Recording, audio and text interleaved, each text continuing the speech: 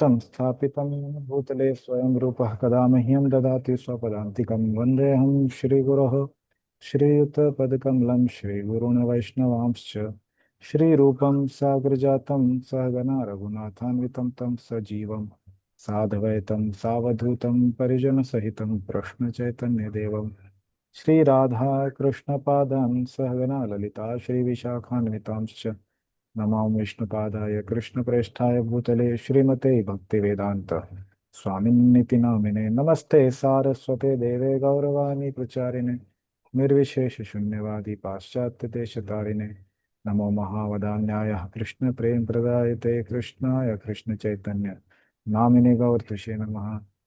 हे कृष्ण करुणा सिंधो दीनबंधो जगत्पते गोपेश गोपिका कांत राधा कांत नमोस्तुते तप्त कांचन गौरांगी राधे वृंदावनेश्वरी वृषभानुसुते देवी प्रणमामि हरिप्रिय वाञ्छाकल्पतरुभ्यश्च कृपा सिन्धुभ्य एव च पतितानां पावनेभ्यो वैष्णवेभ्यो नमो नमः।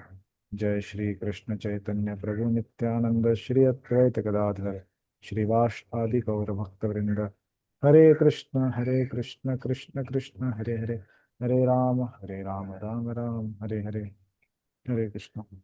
So we are discussing on Bhakti Rasamrita Sindhu, and yesterday we discussed a few things. Somebody would like to tell some points from yesterday, what we were discussing, and anything you felt it was very nice or it was something very attractive. You can share maybe that.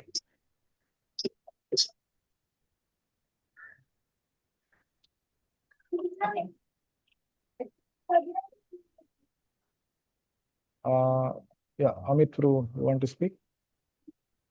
Or is it Mataji with your name? No, she is separately there, Ishimata. Okay. Your name is two times coming and one is unmute. Okay. Maybe somebody else.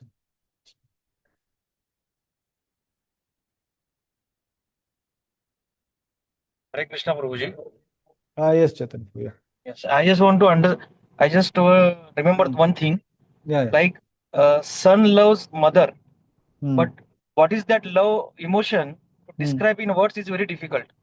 In So words, correct. Correct. Yeah. the contribution of Rupa Goswami is he explained the rasas in a more systematic and in a like in Hmm. written words, so that we can Yeah. understand what is that emotion. Yeah. So that I remember that you told yesterday. Hmm. That is Yes, very yes, yes. difficult thing, and that is the contribution of Rupa Goswami. Hmm. Yeah, thank you. Thank you. Okay. Anybody else want to share what we discussed yesterday?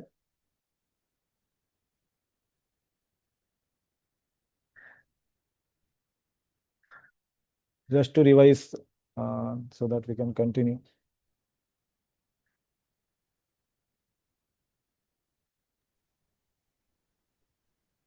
Roji, we started, understanding the meanings of all the three, Bhakti, Rasamrut, and Sindhu. Correct. Correct.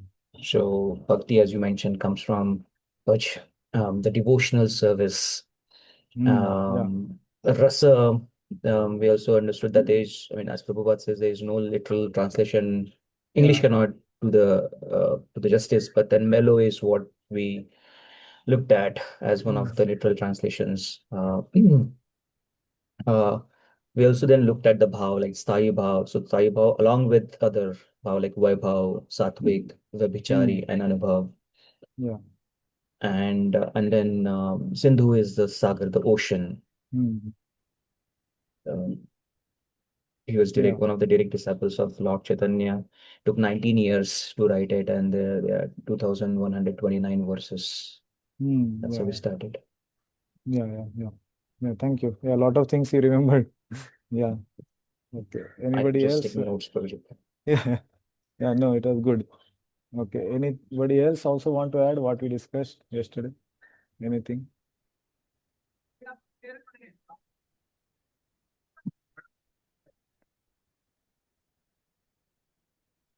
Yeah, initially we were also discussing about the introduction of Rupa Goswami, and also we discussed about how Vishwanath Chakravarti Thakur and Srila Prabhupada also. And obviously, we saw from Krishnadas Kaviraj Goswami how they are glorifying Rupa Goswami as a very unique personality, actually. So we discussed that also. Yeah. Okay. Anybody else want to share anything else from preface? You want to share what we discussed? Few things we discussed from the preface.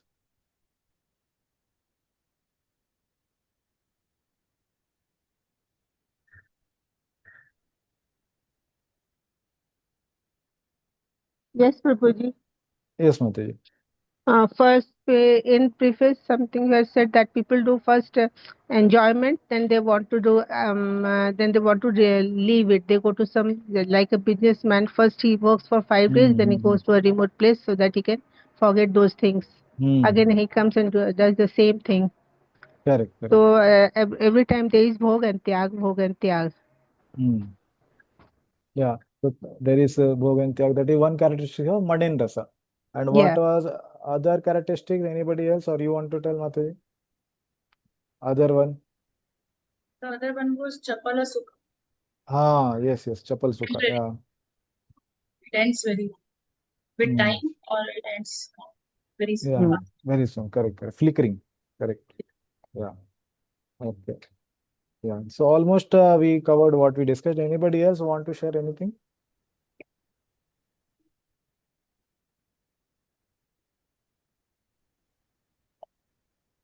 There's also a tree analogy, right? In Yeah. there's a natural tendency for human beings to have, driving propensity, love, but we don't, we get misguided or start looking here and there. So by directing love towards Krishna, the bhakti rasa automatically perfectly distributes to all living beings. So Correct. Yeah, so Prabhupada was very much highlighting this point. Actually, this point Prabhupada has told in his preface almost 3 times. 3 to 4 times he has told that how nectar devotion is helping all of us in loving all living entities by loving Krishna, actually. Yeah. Okay. Okay. And anybody want to share what was the purpose of writing NOD? Like we saw 5, 6 purposes. Any one thing that Prabhupada, whom was Nectar of Devotion written specifically? What did Prabhupada say? It was for the devotees inside the society. Inside the ISKCON society, correct. Yes, for the devotees. Yeah, correct. Okay. Okay, so let us continue from where we left yesterday.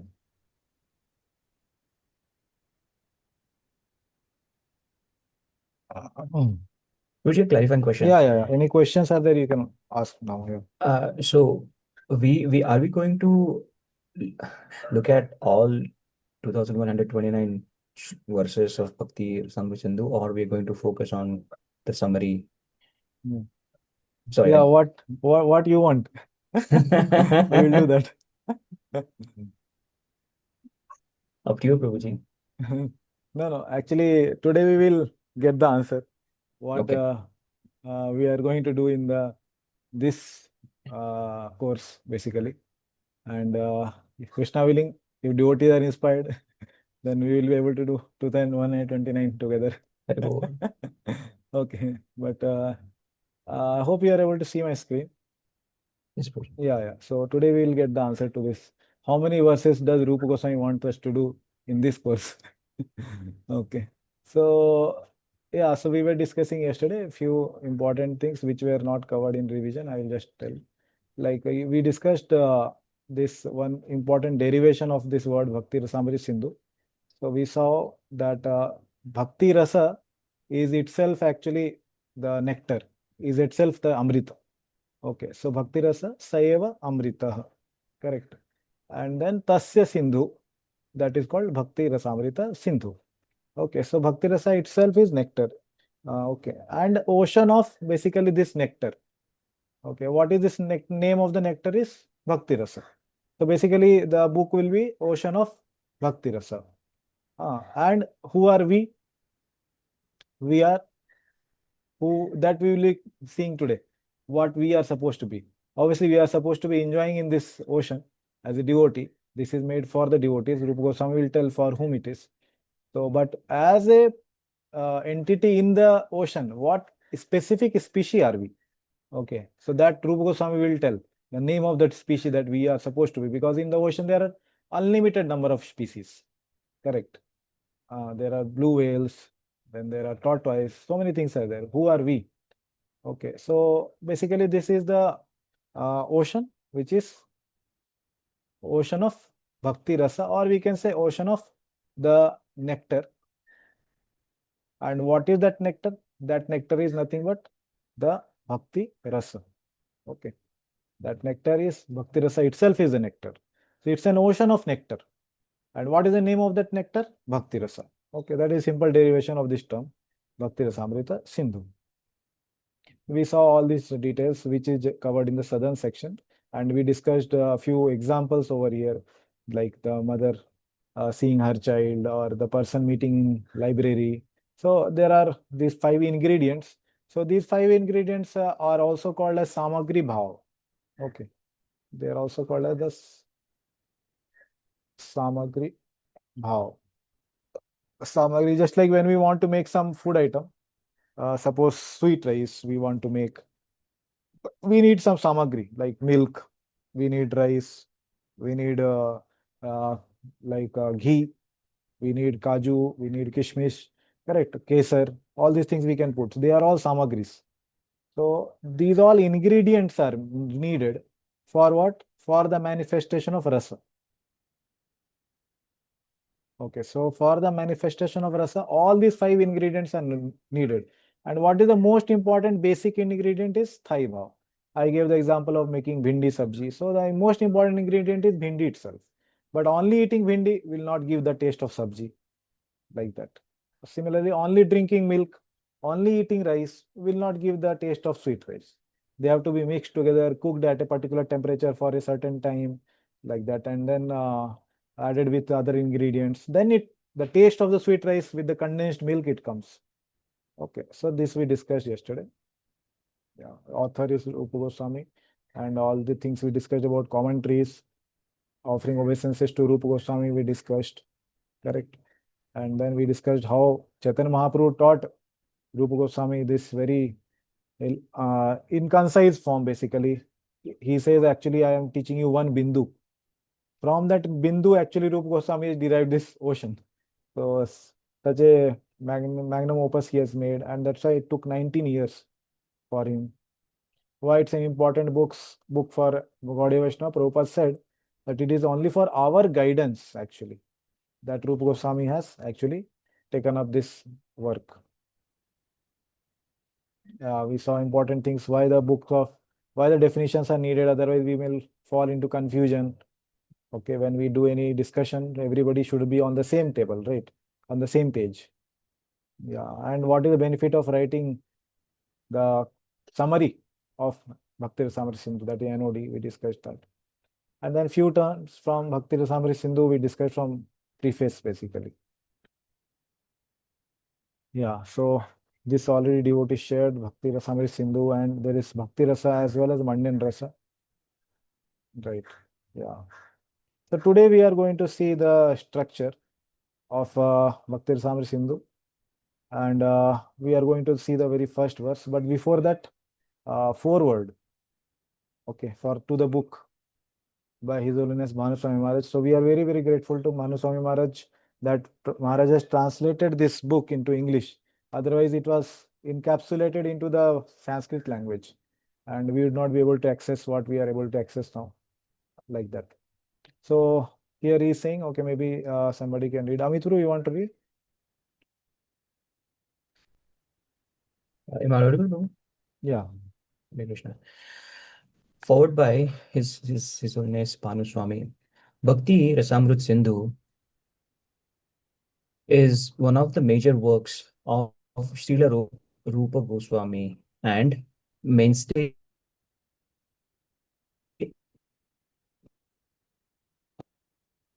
Your voice is breaking. Is it breaking for me only or others also? Of Okay, breaking for others also. Okay, okay, no problem. Okay. Yeah. It's not. Oh, yeah, you can try from Mataji's phone. Yeah.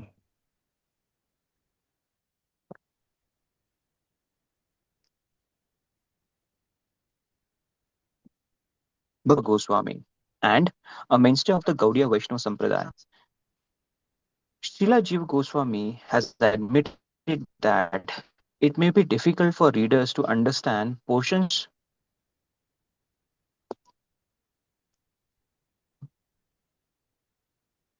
of the text and therefore wrote a commentary to elucidate certain points has written as a commentary. In the Eastern section, Jiva's complete commentary has been translated, and Vishwanatha's commentary has been fully translated, with the exception of portions which are identical to Jiva's commentary. The other sections in general have less extensive commentaries. For these portions, Jiva's commentaries has been fully translated, and Vishwanatha has been translated where additional points are made. In some cases, he explains the meaning of verses quoted and have simply been incorporated in the translation of the verse without translating the commentary. Yeah, thank you. So there is two parts to this forward. One is the importance of the book itself, that it's a very, very major book, as I discussed yesterday, and it's a mainstay of Gaudiya Vaishnava Sampradaya. Yeah, so this is Jiva Goswami, as he has told the name of his commentary. Anybody remembers what is the name of the commentary of Jiva Goswami? Yesterday we discussed. Durgama Sangamini Tika. Yes. Thank you, Mataji. So this is Durgama Sangamini. Okay.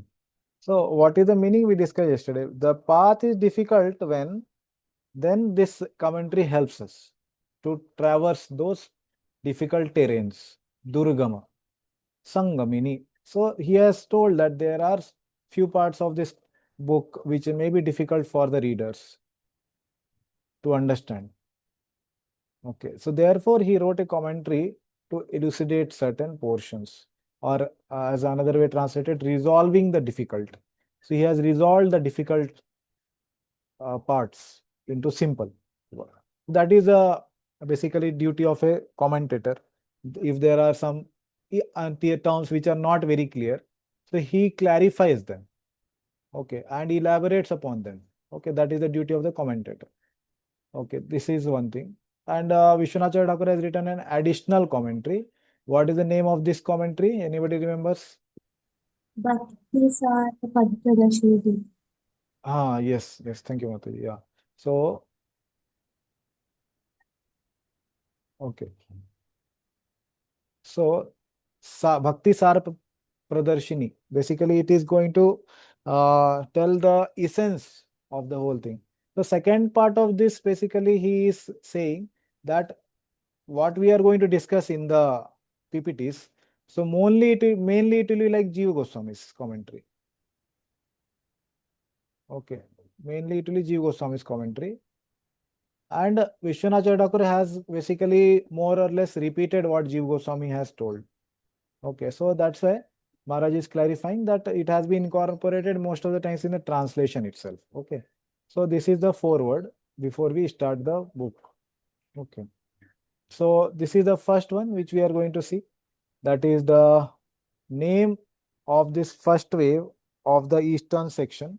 So if all of you remember, yesterday we discussed that the eastern section, there are four sides to this ocean, right? Correct. So what is the name of each side we will see. But yesterday we saw that there is the first division, which is eastern division. The second one is southern division. The third one is the western division.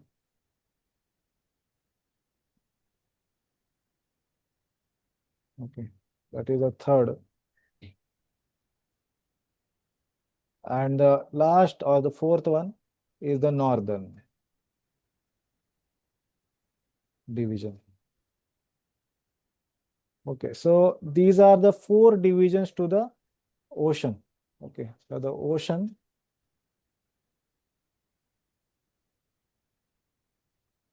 and what is this ocean? This ocean is Bhakti Rasamrita Sindhu. Okay. So to this ocean, there are four divisions which are made. And first is Eastern division. So does anybody identify any pattern in this name? 1, 2, 3, 4. What is the pattern here?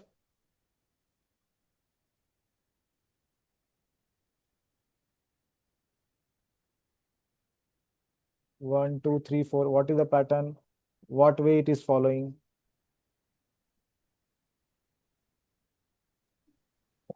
Clockwise Clock. direction. Yeah, it is going in clockwise direction. And does anybody remember how Lord Chaitanya Mahaprabhu went through his traversal in India? Yeah. Started Does with anybody Puri. remember? From From east Puri. to south to west. to south. Clockwise only. Yes. He started from east only and then went to south. And then to west.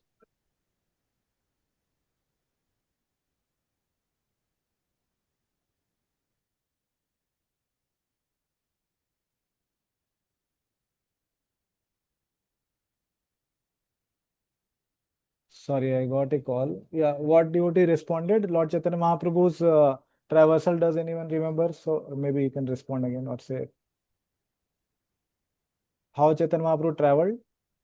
First went to Jagannath Puri East, then Correct. South Okay. India, He started from Jagannath Puri. Okay. Then went to he went to south, south. Oh, correct. Very good. Then after that, To he west, came to Vrindavan, west. Pandharpur. He went to the west. Then he went to north. Correct. So and then he went back to Jagannath Puri. Correct. So Chaitanya Mahaprabhu also actually traveled in the same way. And we also, when we do Pradakshina, how we do? Tulsi Maharani or the temple, we also do clockwise only. So this is a custom that we traverse the clockwise way. Huh. So that's why Rupa Goswami has also followed this same sequence. So generally it is found it is very difficult for devotees to remember which one is coming after which one. Okay, so this is a easier way which you can keep in mind to remember that which one will be first and which one will come second, which will come third, and which one will come fourth. So starting from the east, then traversing clockwise, southern, western, then northern. Okay, like this it will come. So now what we are going to discuss in Nectar of Devotion is the eastern section only. In the Bhakti Shastri portion will be this. Okay. So only eastern part we are going to discuss, but the difference is we are going to do the commentaries also. Not only Prabhupada's anodi, but we are going to do commentaries and take the verses also, verse by verse, and commentaries of Jiva Goswami. And wherever very important, we will take the full commentaries like that. Okay, so this is a sequence. And in the eastern section, there are 4 important chapters. What is the division we will see? Okay, in the coming. So now what is the name of this first wave? Basically, what is this first wave name? The name is Samanya Bhakti. Okay, the name is Samanya Bhakti. So what is that? That is devotional service in general. Okay, this is the first wave. Now, how many waves are there in eastern section? So in the eastern section, as I told yesterday, there are 4 waves. Okay, there are 4 waves in the eastern section.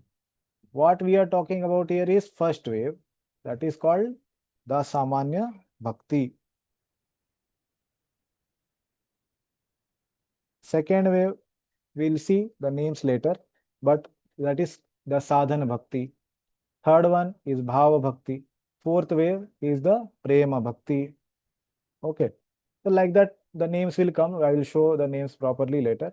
But just to give you an overview of this, there are 4 waves which are going to be there in the eastern section or eastern division.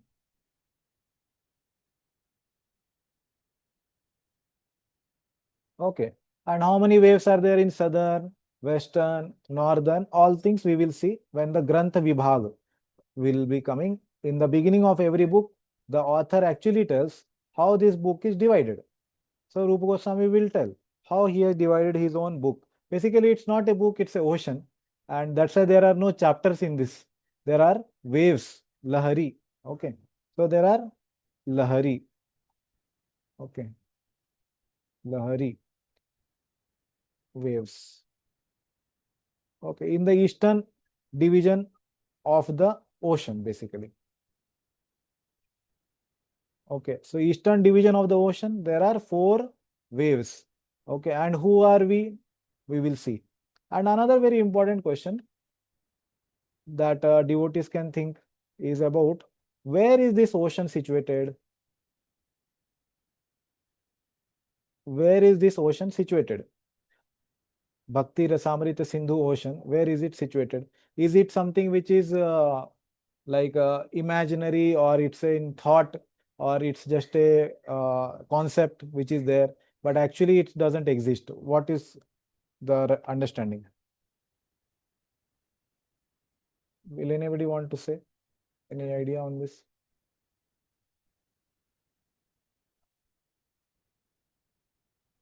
Where is this ocean situated? Yesterday we saw the answer already actually. Just to give an hint. Okay. Yesterday we saw the answer. Where is this ocean situated? While glorifying Rupa Goswami, we saw. Where is this ocean situated? Does anybody notice? Did anybody notice that?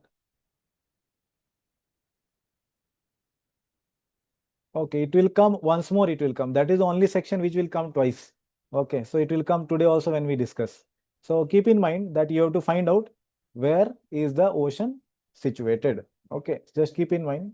And when we discuss, and if you get to know, then just you can answer at that time. Okay. Okay, so let's go ahead. So as previous slide I showed that we are going to discuss eastern section. Now somebody may ask which part of NOD does it cover? So NOD, it covers chapter 1 to 19. Okay. And that's why the name of this section is Purva Vibhagah. East means Purva. Section or division is Vibhag. Okay. So eastern division is Purva Vibhagah. Okay. And it may be helpful, devotees, if you want to note down some technical term, keep a pen and notebook handy. Okay. And you can make notes whenever needed. Okay. It's always good to have writing habit, and it will keep in the memory also. That will be good. So this Purva Vibhaga, the title of this Purva Vibhag itself is Bhagavad Bhakti Bhedah. Okay. So just going back, this here, the name is Bhagavad Bhakti Bhedah. Okay. So this eastern division is called Bhagavad Bhakti Bheda. In that, the first wave is Samanya Bhakti. Okay. It will be more clear ahead. Yeah. So the eastern section, which is NOD chapter 1 to 19, is Purva Vibhaga. The title of this is Bhagavad Bhakti Veda. And what is it in English? Defining the different types of pure bhakti. Okay. So in this section or in this division, Rupa Goswami is going to define how many types of pure bhakti is there.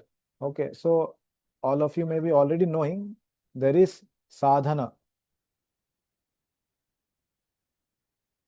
Okay, Uttama Bhakti. Pure Bhakti means what? Uttama Bhakti.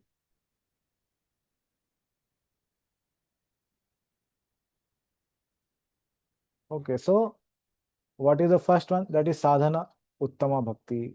Then there is Bhava. Bhava Bhakti or Bhava Uttama Bhakti.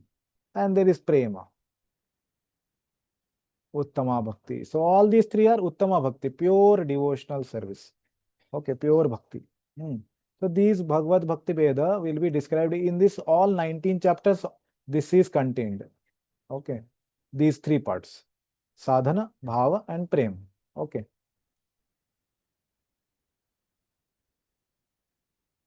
Okay, so let's go ahead. Now coming to the first wave. Okay, what was the name of the first wave? Samanya Bhakti Lahari. Correct, that was the name. Samanya Bhakti Lahari. Like here we saw, na? This Samanya Bhakti, this same thing, basically. Samanya Bhakti Lahari. Okay. So here, this is the first wave of what? Of the eastern section. Okay. So the eastern section, first wave is Samanya Bhakti Lahari. Okay. And what part of NOD does it cover? So it is covered by Srila Prabhupada in the introduction, chapter 1 fully and chapter 2 partially, maybe initially 5-6 paragraphs, only that much. Okay, that covers the Rupa Goswami's first wave. Okay. So wave, just keep in mind, it is like the chapter in Bhakti Rasamrita Sindhu is named as wave. Why? Because it is Sindhu. Okay. So in the Sindhu, in the eastern section, the first wave or the first chapter is the Samanya Bhakti. Okay. That is covered in NOD in introduction, chapter 1 and chapter 2 partially. Okay. And what is the main meaning of this wave?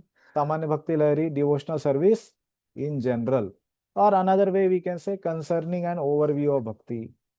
Okay. This is the meaning of the title, Samanya Bhakti Lahari.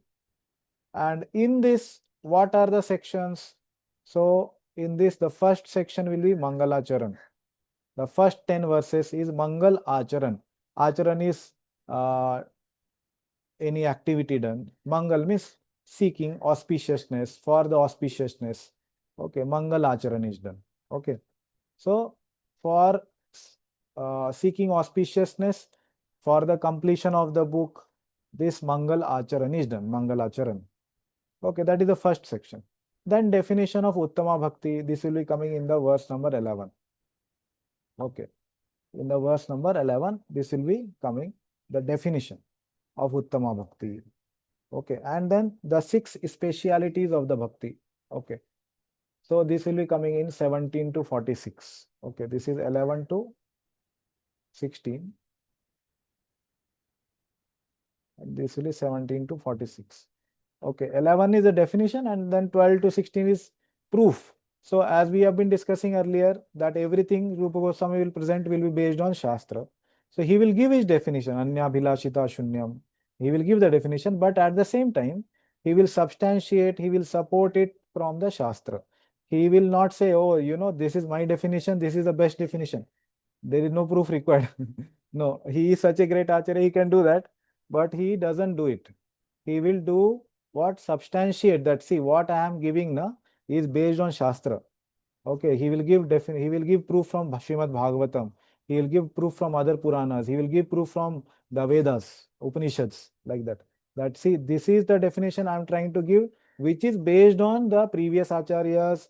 Like he will quote from Narad Bhakti Sutra, which is meaning that he is following in the footsteps of Narad Muni. And he will be giving the proof from Srimad Bhagavatam. That means following in the footsteps of Veda Vyas and authoritative book, like that. So he will not give his independent definition. So basically this 12 to 16 will be supporting.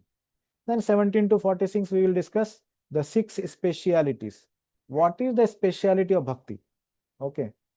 So this is actually specialities is in Sanskrit, Rupa Goswami has written it by system. Okay. Okay, why system? Basically, in Hindi, there is a word Vishishtata. Okay, Vishishtata means something special. Like when you come to India, there like people come from foreign land, they want to see something special in India. Like it may be gateway of India or whatever, like that they want to see. Like when we want to go to a holy place, then we want to see the places connected to Lord Krishna. There is something special for us in that place. Similarly, what is speciality of Bhakti? What is the very, very special thing about Bhakti compared to other processes that he will establish? Just by saying, yes, Uttama Bhakti, it is highest Bhakti, it's not sufficient. Rupa Goswami will tell it, prove it, that how this Bhakti is very, very special process and it is having these specialities, 6 specialities.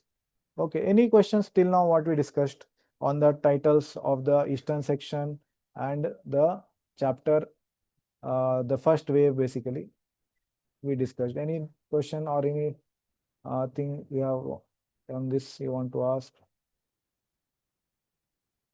Is it clear? Prabhuji, why only Eastern section was chosen as part of Nectar of Devotion?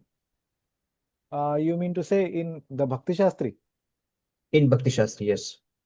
Srila Prabhupada chose it because that here, na, if you see the thing, yeah, basically this. It has the most important contents, the Bhagavad Correct. Bhakti Veda, sadhana, bhava, and prema. These are the basic things which sadhaka at least he should know. Okay. He obviously, there are higher things which we have to know, but at least this. Okay. So that we understand where we are, where we want to go, okay, and where we will finally reach. Okay. So sadhana is where we are, most of us. Bhava is where we want to go, and prema is actually where we want to reach. So for the sadhana, his goal is not directly prema actually. Rupa Goswami will tell sadhana, the goal is bhava. Okay. Kriti sadhya, bhavet sadhya, bhava. He will tell.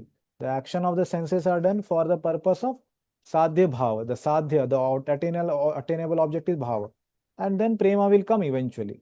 Like that. So basically he is saying this, that these are the three things which must be known to sadhaka. That's why Srila Prabhupada chose, okay, that this first 19 chapters must be studied in the Bhakti Shastri like that.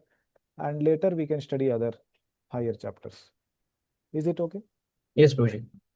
Okay. Any other questions or any other thing anyone want to ask before we proceed? Okay, so then we will start with the first section, the Mangalacharan. Okay, first 10 verses. Invoking auspiciousness. Auspiciousness for what? Mainly for removing obstacles. Obstacles in what? In writing the book and seeking the blessings for the completion of the book.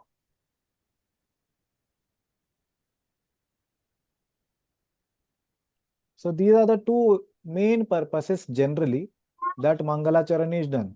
And every Gaudiya Vaishnava Acharya generally he does the Mangalacharan for removing obstacle. Okay. So this I am not saying from myself. Okay. These are the two things which are mentioned. So one is Abhishta Purana, basically for accomplishment of the desirable. So desirable is completion of the book like that. At the same time, the removing the obstacles. Okay, if there are any difficulties which may come in writing the book or completion of the book, those should be removed. Okay, so that's a Mangalacharan done. However, in this Mangalacharan, Rupa Goswami has three sections, three parts in the Mangalacharan itself. And we will see a shloka from Chaitanya Charitamrita that how Rupa Goswami has followed the very important style of Mangalacharan. So it has three parts basically. Vastu Nirdesh, Ashirvad, and Namaskar. Okay, all the three things will be coming. Vastu Nirdesh is to set up the goal of the book, which is the Vastu which we want to glorify with this book. Like Srimad Bhagavatam, who is the Vastu? So it says in the very first, Om Namo Bhagavate Vasudevaya. So Vasudeva, basically, the son of Vasudeva. He is the object of the book. Okay, Krishna, basically. So it says in the very beginning. So any book in the beginning itself will say that what is the object of this book? What is this book going to glorify? That is called Vastu Nirdesh. Then second is Ashirvad. Rupa Goswami will also give blessings for the readers. And Namaskar. He will also offer his obeisances to the Lord, to the Guru, and the Vaishnavas. Okay, so these three parts will be coming. We will be seeing. Okay. So here are the three parts which I told. Vastu Nirdesh. Okay, this is the first one. Okay, that means identifying the object of glorification. Okay, then Ashirvad, basically Ashih plus Vad. These two words combined becomes Ashirvad. Ashih means something which is blessing or auspiciousness, giving auspiciousness or bestowing auspiciousness. Ashih, Vad means the speech. Okay, like that. And then Namaskar, Namahakar. Basically, Namaha is offering obeisances. Kar means to do an activity. Namaskar, Namaskar, it becomes. Okay, so these are the three items of a Mangalachara, basically. 3 parts.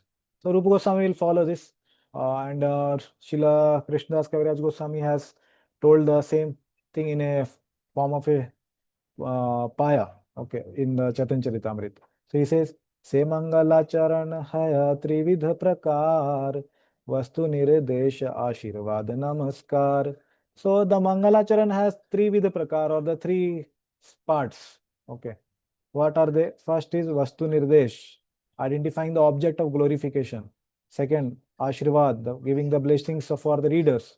And Namaskar, offering obeisances. Okay. So here we have the first shloka, okay, where Rupa Goswami is going to tell the Vastu, object of glorification of the Bhakti Rasamrit Sindhu. So this is the Vastu Nirdesh shloka of Bhakti Rasamrit Sindhu.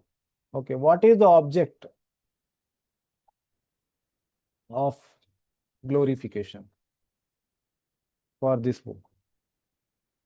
Okay. So here he says this verse, he composes this verse basically. Okay, so this is in the meter Arya. Okay.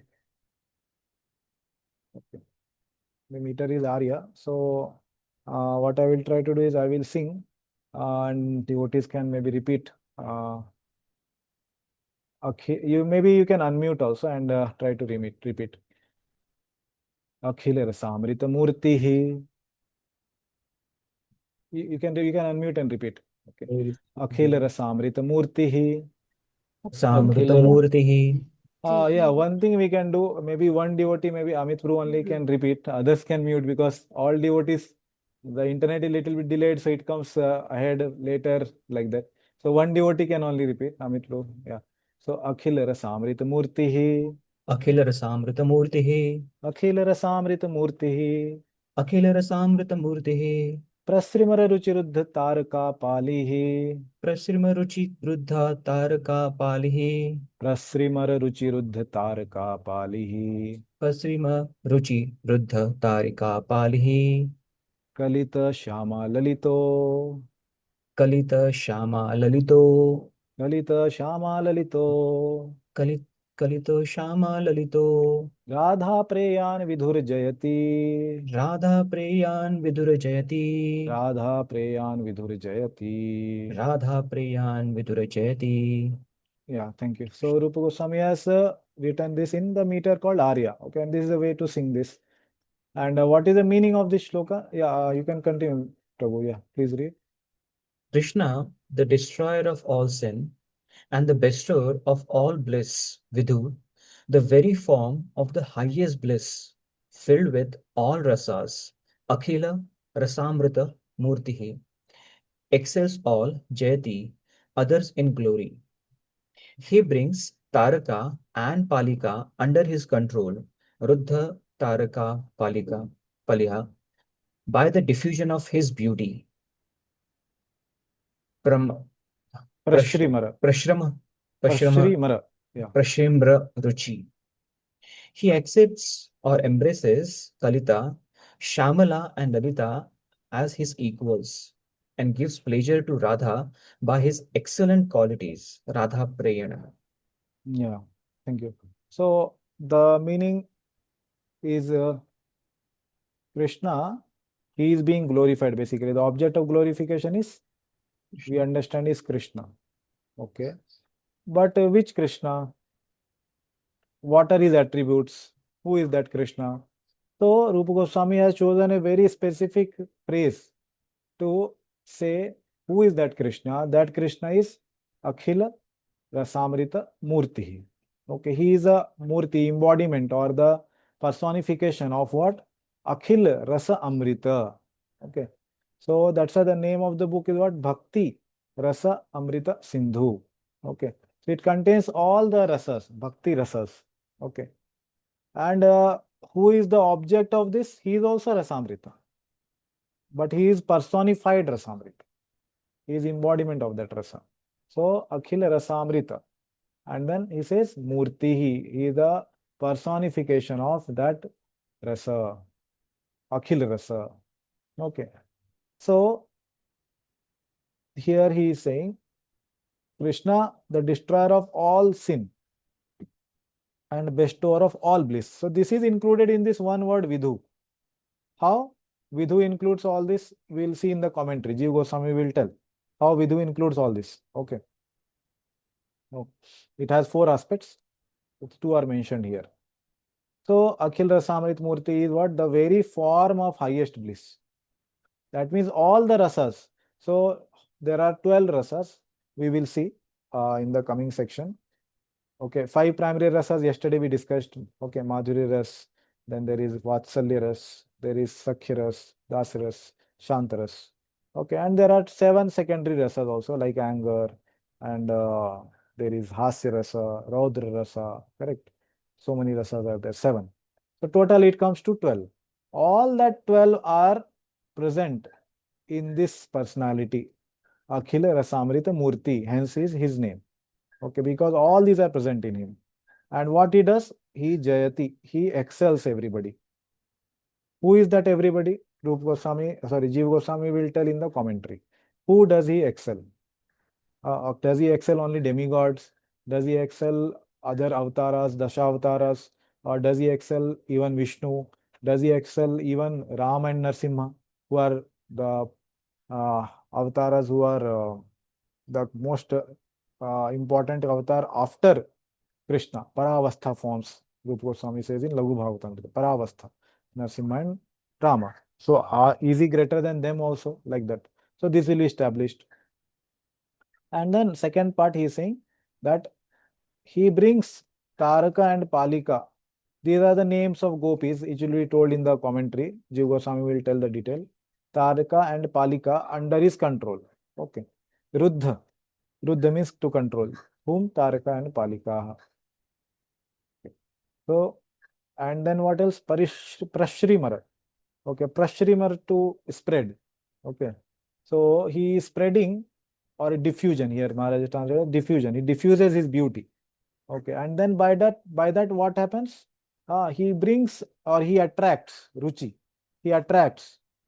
Whom does he attract? He attracts Taraka and Palihi, basically. He brings under his control by attracting them, Ruchi. By attracting them, he controls Taraka and Palihi, basically. And then what else? Kalita Shyama Lalito. He accepts or embraces. These are the name of another 2 gopis. Okay, Kalita is embraces Shyamala and Lalita. Okay, these 2 who are like his equals. Okay, what is the meaning of this word equal will be told later. Okay, and also Radha Prayan. He is also Radha Prayan. He gives pleasure to Radha by his excellent qualities. Okay, and he is Prayan. Basically, he is very dear to Radharani. Okay, so she holds him very dear. That's why his name is Radha Prayan. Vidhur Jayati. Okay. So this personality, Krishna, is told by the name Vidhu. Okay, Vidhu. And what he is doing? The verb, basically Kriya, the activity he is doing is what? Okay, the activity he is doing in this whole shloka, there is one activity only is being done. What is the activity? Jayati. He is conquering. Okay, excels everybody. Okay, this is the activity he is doing. Who is this personality? This personality is the Vidhu. Okay, Vidhu here is Krishna. And what is the characteristic of this person? Okay, this Vidhu is Krishna. But what is the characteristics of this person? He has 3 characteristics, 3 adjectives. Like we say pink lotus. So lotus is the object and pink is adjective. And then we may say fresh pink lotus. Then 2 adjectives we have added, fresh and as well as pink lotus. Correct? Lotus is the object. And then we may say fresh morning fresh pink lotus. Then it is 3 adjectives. Morning, it is in the morning. Then it is pink also. It is fresh also. So similarly, Krishna has 3 adjectives here. What is the first adjective? That is, he is Akhila Rasamrita Murti. Okay, first characteristics, that he is embodiment of all the rasa. That Krishna who is excelling everyone, he is the embodiment of all the rasa. Okay, that is first adjective. Second, what is his characteristics? Prashimara Ruchiruddha Taraka Palihi. He is spreading his beauty and controlling Taraka and Palika, these two gopis. That is his second characteristic. And then third is Kalita Shyama Lalito, Radha Priyan. Okay, so we can take these two separately. That is Kalita Shyama Lalito. He is also embracing Shyamala and Lalita. At the same time, then he is also Radha Priyan. He is very dear to Radharani. So these are the adjectives of this personality. Okay. So this is the meaning of this verse. Okay. Now let's see the commentary of Jiva Goswami. Okay. Before that, we will see first what Prabhupada says. We will try to follow this sequence. Always Srila Prabhupada we will see from the NOD, and then we will see what Jiva Goswami and Vishwanath Chakravarti has to say. Okay, on this verse. So first let's read from NOD, and if you have your book, you can open the introduction, the first line starting from here. Okay, so somebody else can read. Yeah, Santosh Bro, you want to read? Hare Krishna, Guruji. Hare Krishna. Invoking auspiciousness. Lord Krishna is the Supreme Personality of Godhead, the cause of all causes, the reservoir of all rasas or relationships, which are called neutrality, passive adoration, servitorship, friendship, parenthood, conjugal love, comedy, compassion, fear, chivalry, ghastliness, wonder, and devastation. He is the supreme attractive form, and by his universal and transcendental attractive features, he has captivated all the gopis, headed by Taraka, Palika, Shyama, Lalita, and ultimately Srimati Radharani. Let his lordship's grace be on us so that there may not be any hindrance in the execution of this duty of writing the nectar of devotion. Impelled by his divine grace, Srimad Bhaktivedanta Saraswati Goswami Prabhupada. Yeah. So Prabhupada is summarizing the Jiva Goswami's commentary basically. Okay, so first he is speaking about the verse. So invoking auspiciousness. So what is this? This is basically Mangalachara. We already saw. So Prabhupada is doing his Mangalachara. Okay. And then what does he say? In that he is saying the verse meaning what Rupa Goswami has told in the beginning. So Lord Shri Krishna, okay, the Supreme Personality of Godhead. So first he is taking this term, Akhil Rasamrita Murti. Okay. Who is the reservoir of all the rasas? Okay. Akhil Rasamrita Murti. Okay. Which are the rasas? So he is mentioning the names here. Okay. So neutrality, passive adoration, basically another name of that. Servitorship, Dasya rasa. Friendship, Sakhya rasa. Like that he is mentioning Vatsalya rasa. And then there is Madhuri rasa. Okay, like that Hasya rasa, Karunya rasa, all that things, Bhayanak, all that things he has mentioned. The total 12 rasas are mentioned. So he is reservoir of all rasas. That is the point. Okay. So that is Akhila Rasamrita Murti.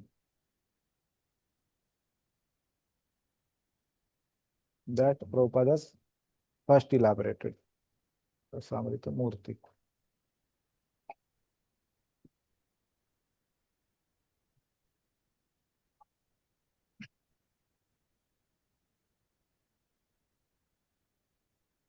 Okay. Which other rasas also he told. Now he is saying he is supreme attractive form.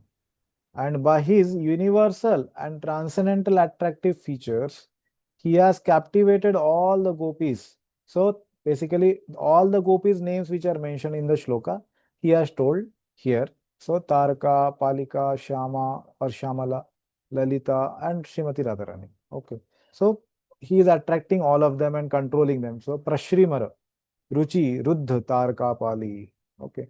So he is creating Ruchi or he is creating attractiveness in himself by spreading his beauty of all the gopis. And Ruddha, he is controlling, he is captivating. So captivated word is used because the word was Ruddha. Okay. And Ruchi. He is creating attractiveness in their minds by spreading his beauty. And then he is offering his own Mangalacharan, offering obeisances to his Guru, Bhaktisiddhanta Saraswati Thakur Goswami Maharaj, like that. Okay. Okay, so this is now introduction to NOD continued. Yeah, please continue. Let me offer my respectful obeisances unto the lotus feet of Srila Rupa Goswami Prabhupada and of Srila Bhaktisiddhanta Saraswati Goswami Prabhupada, by whose inspiration I have been engaged in the matter of compiling this summary study of Bhakti Rasamrita Sindhu. This is the sublime science of devotional service as propounded by Sri Chaitanya Mahaprabhu, who appeared 500 years ago in West Bengal, India, to propagate the movement of Krishna consciousness. So again, Prabhupada is offering obeisances. After offering obeisances to his Guru, he is offering obeisances to Rupa Goswami also. And also he is saying that by their inspiration, basically Bhaktivedanta Thakur's inspiration, I have been engaged in the matter of compiling this summary study of Bhakti Rasamrita Sindhu, which he called as Nectar of Devotion. Okay. And this is the sublime science, as we have been discussing yesterday. Also, we discussed that how this is the complete science of Bhakti Yoga, devotional service. And it was propounded by Chaitanya Mahaprabhu himself while he was there 500 years ago. And also, he gave these lessons to Rupa Goswami at the Dasashwamedh Ghat for 10 days, based on which Rupa Goswami actually wrote up this book. Okay, that is what he's mentioned. Okay. Yeah, please continue. Jeev Goswami's commentary. Sri Rupa, eternal peace incarnate, identical in mood to Sanatan, his elder brother, and whose younger brother was Sri Vallabha, is the means of my success and the good fortune of all the jivas. Obsessed by the desire to benefit all the devotees of the Lord, the esteemed author Sri Rupa compiled this remarkable work, the scripture called Bhakti Rasamrita Sindhu, using the rasas presented in Srimad Bhagavatam, which appeared within the lotus bud of his heart. Discerning that what will be described is the most exalted among all topics, he adds the introductory Mangala verse to indicate this, and thus announces that the whole of his work is auspiciousness incarnate. Yeah, thank you. So, Jeev Goswami starting to first offer his obeisances to Rupa Goswami, and Sanatan Goswami also he is glorifying. So, Rupa Goswami, he is saying he is eternal peace incarnate. Okay.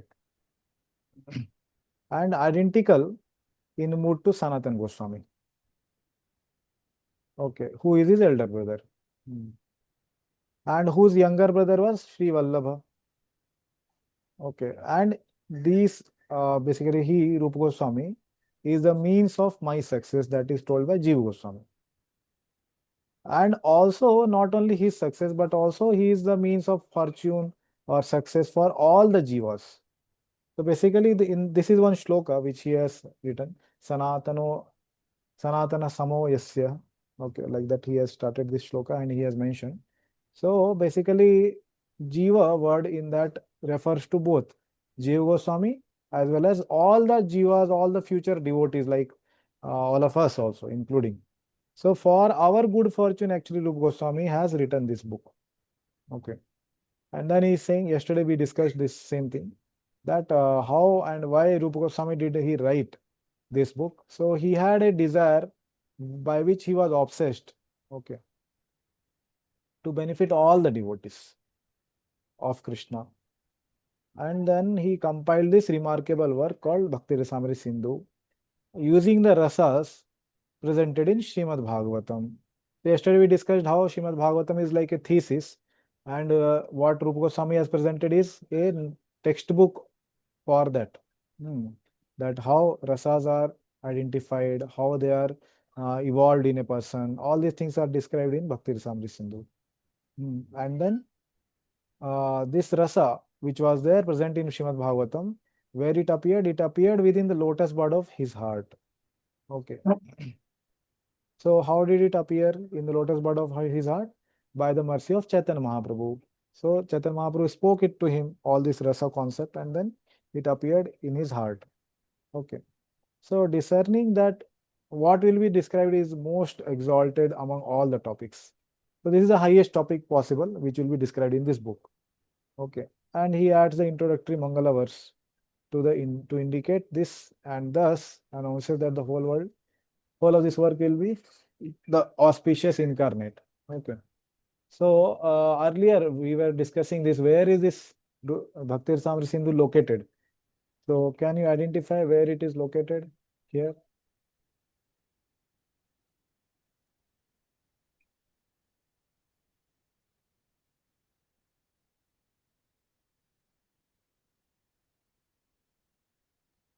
Prabhuji, is it Srimad Bhagavatam? It is in Srimad Srimad Bhagavatam. Bhagavatam. Okay, Srimad Bhagavatam. Okay, but how did Rupa Goswami write it? It appeared in the lotus bud of his heart. So basically, the rasas are present in Srimad Bhagavatam, but where is Bhakti Rasamrita Sindhu present? It is present in the heart of Rupa Goswami. Okay. So Bhakti Rasamrita Sindhu appeared, which appeared within the lotus bud of his heart. Okay. So it is present. It's not a imagination, basically. This ocean is imaginary ocean. It has left like eastern and other sections. It's not imaginary ocean. It is actually present.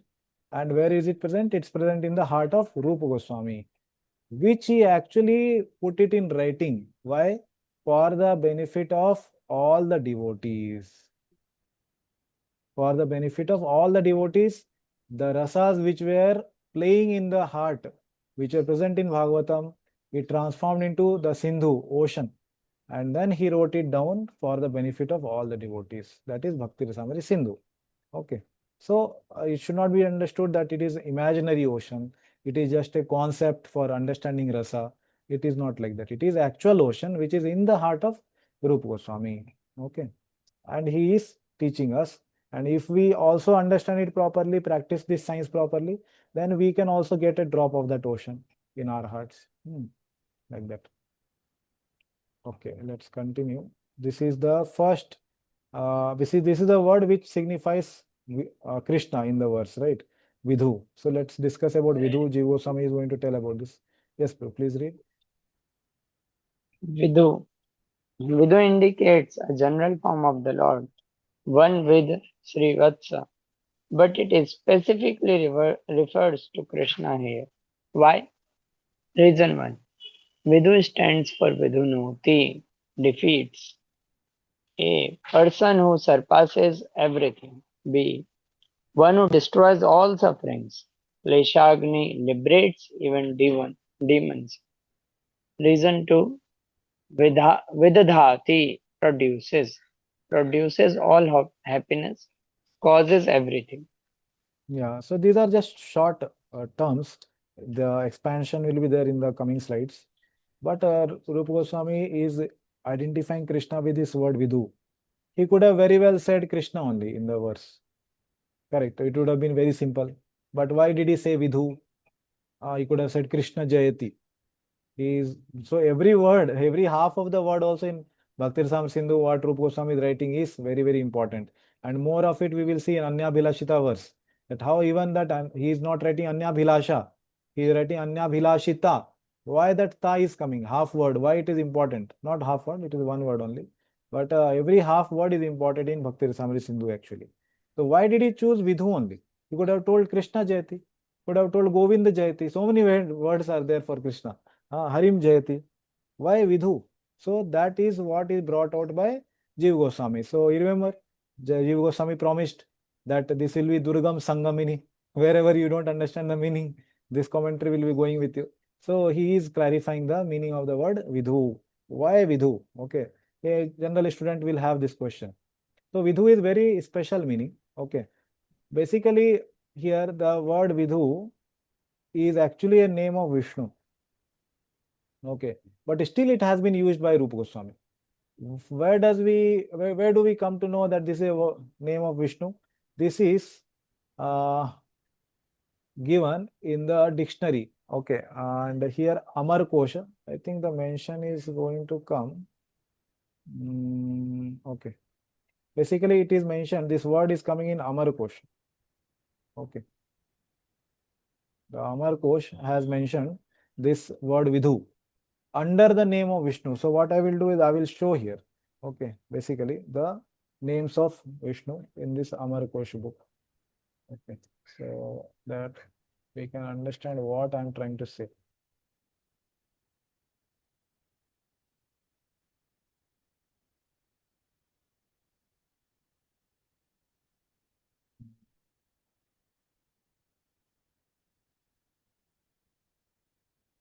Okay, it is in Hindi, so maybe difficult to.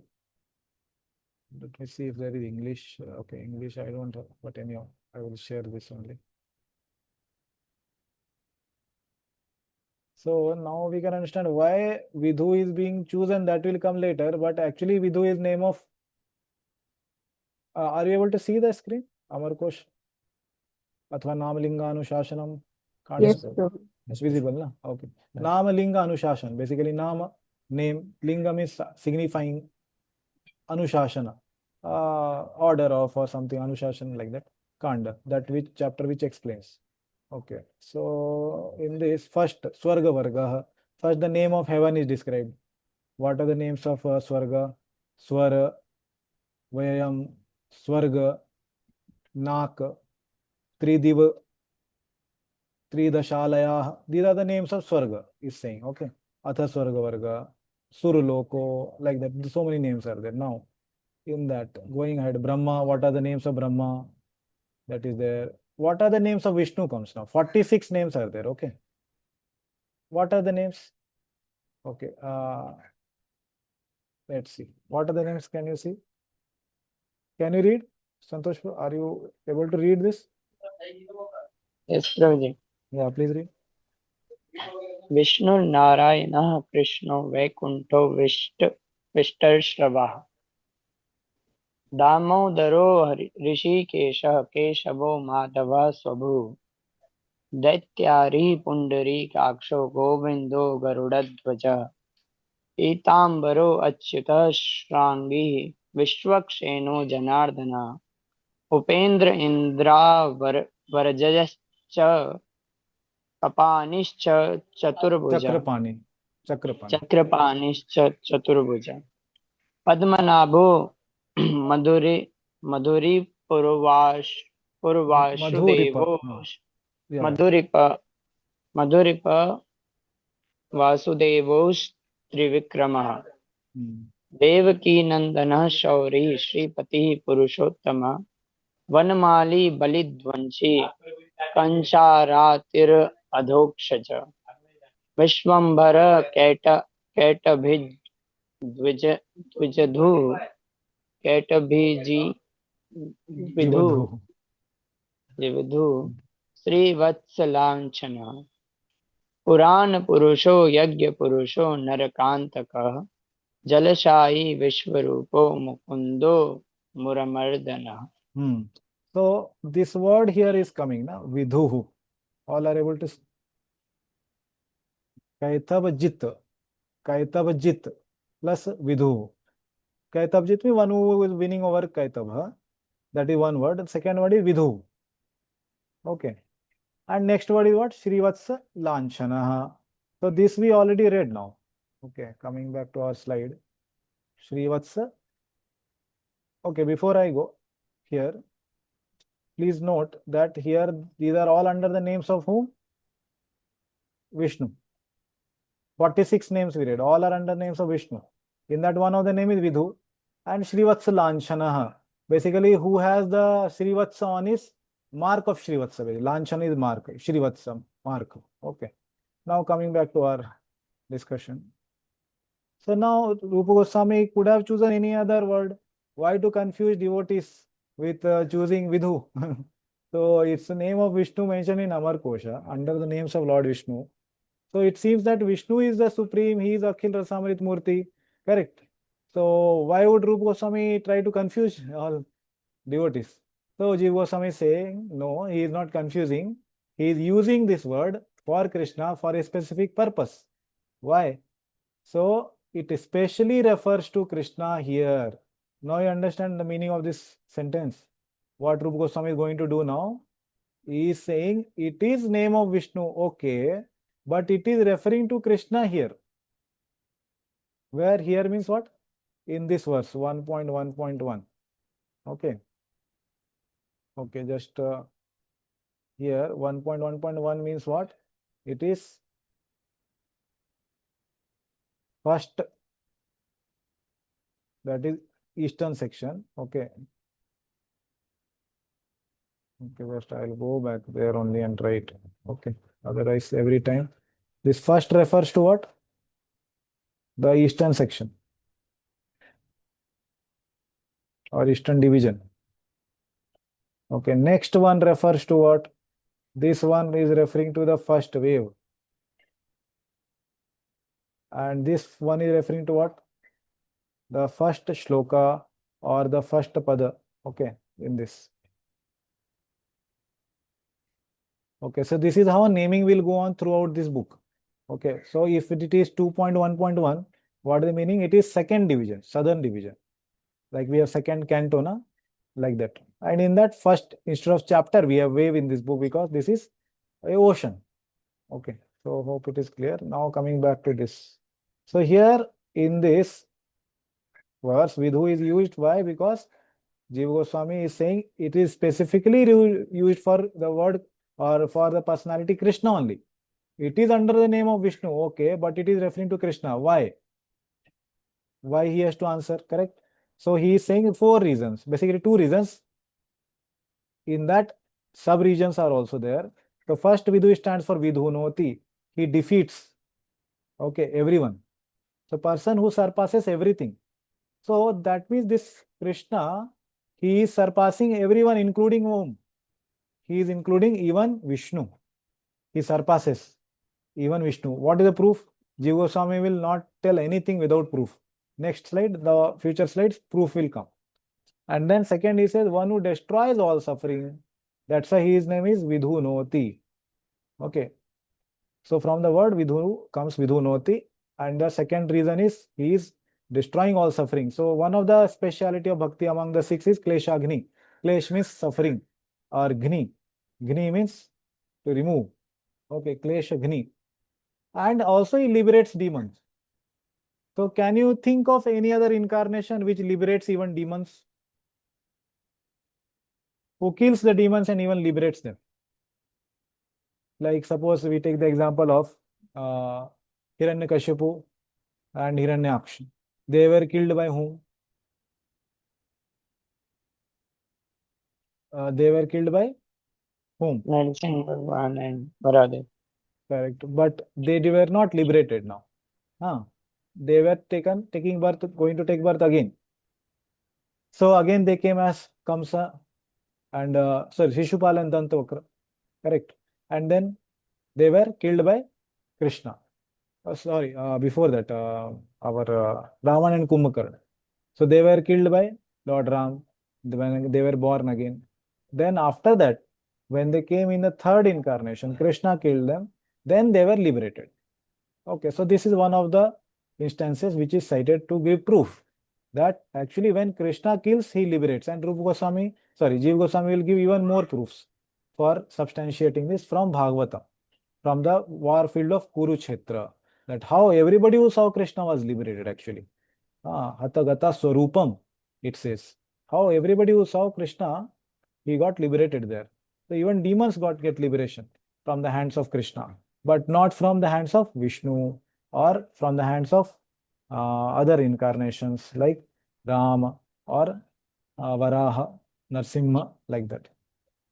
Okay, and then second reason he says why Vidhu, he is referring to Krishna because Vidadati, he produces what?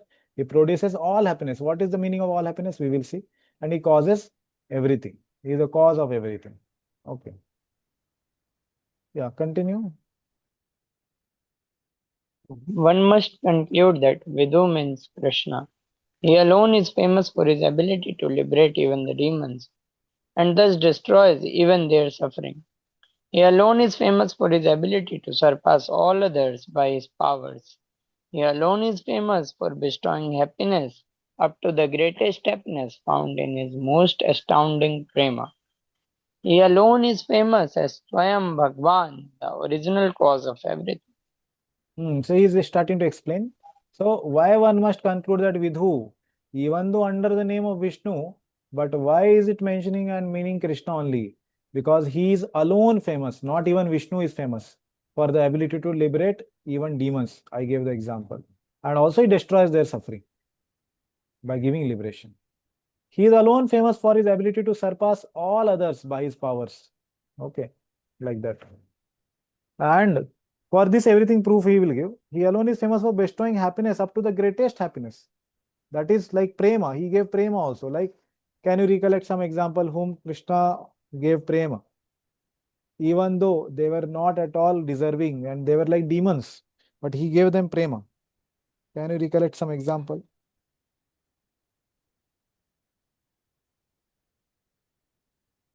Like Putana, he gave. Yeah, Putana we can say. Okay. Yes, she was a demoness, correct? And then she was awarded prema actually in the Krishna's her own abode as a nurse, Dhatri. So we can say Putana. She was given prema actually. And he alone, and there is no other incarnation who does that. Okay. So who gives prema to even the unqualified, undeserving? Obviously, Chaitanya Mahaprabhu is none other than Krishna. Chaitanya Mahaprabhu gives it like that. So he alone is famous as Swayam Bhagavan, the original cause of everything. Where is he mentioned as the cause of everything? We read Sarvakaran Karanam. Sarvakaran Karanam. Yeah, in Bhagavad Gita also, Aham Sarvasya Prabhu, Krishnastu Karanam. Bhagavan Swayam. Correct. So many are there. So all that references will come. Yeah. Continue. Therefore, his names are particularly mentioned in the Amar Kosa with great prominence, with such a statement as Vasudevo Asya Janaka. His father is Vasudev. Vasudev. Or Vasudev. All these meanings of Vidhu are made clear by the verb Jayati. He excels Jayati all others. Yeah, one important thing just I want to say here. This his names are particularly mentioned in Amar Kosh with great prominence, with such statements as Vasudeva Asya Janko. So is it not unusual what Jiva Goswami is saying? Try to think, those who saw the Amar Kosh very properly. He is saying his names are mentioned. Whose name? Who is this his here? Krishna. Jiva Goswami is saying Krishna's names are mentioned. But what did we just read now? Whose names were there? Vishnu. Vishnu name. Correct. Why is Jiva Goswami saying they are Krishna's name? So he is saying the answer that it is mentioned in Amar Kosh with great prominence. See, mark every word. What Jiva Goswami is saying. It is every word is measured. Okay. Until unless we give attention to it, we will just keep reading and we will not be able to understand. So here, prominence, great prominence is given to Krishna's name. He is saying. Let's go back to Amar Kosh and see what he is saying. Vasudevasya Janko also he is mentioning. See, now we are back to Amar Kosh. So here we saw obviously this is name of Lord Vishnu. 46 names are there, starting with Vishnu, Narayana, etc. What Jiva Goswami is saying there that Vishnu's names are there, but you see clearly and properly, prominently whose names are mentioned. Correct. What Jiva Goswami said that prominence, the word great prominence he used. Whose names are these? What we read. Now let's see again, one by one. Which are the names of Krishna in this and which are name of Vishnu actually? Unbiased. Okay, let's read again. Yeah, please read again. Vishnu Narayana. One by one, slowly. Vishnu. Okay, let me read and then devotee or you can answer. Vishnu, whose name it is? Vishnu or Krishna? Vishnu. Vishnu. Okay. Narayana, whose name it is? Vishnu. Vishnu's name. Okay. Krishna, whose name? Krishna. Krishna. Krishna's name. Okay. Vaikuntha is whose name? Vishnu. Vishnu. Vaikuntha is Vishnu's name. Okay. Anybody saying Krishna's name? No, let's be non-partial. Okay, let's be non-partial. And Vishtar Shravaha. Okay, Vishnu's name. Okay, let's say now Damodar. Whose name? Krishna. Krishna. Don't be partial. Na? Krishna's name now. Okay. Now Rishikesh. Whose name? Krishna. Krishna. Keshava. Whose name? Krishna. Krishna. Madhava. Krishna.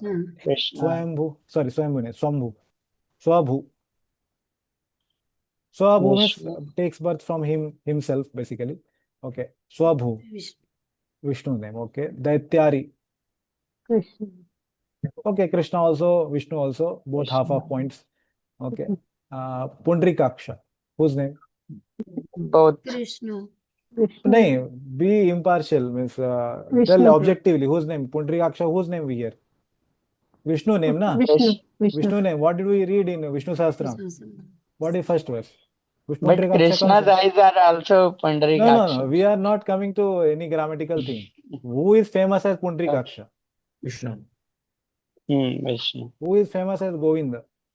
Krishna. Krishna. Otherwise, the other party will say, no, you, what is Vishnu, always partial. Or you take the meaning of everything. Vishnu also you will say, who is residing in every Anu? Krishna is residing in every Anu, right? So Krishna is actually Vishnu.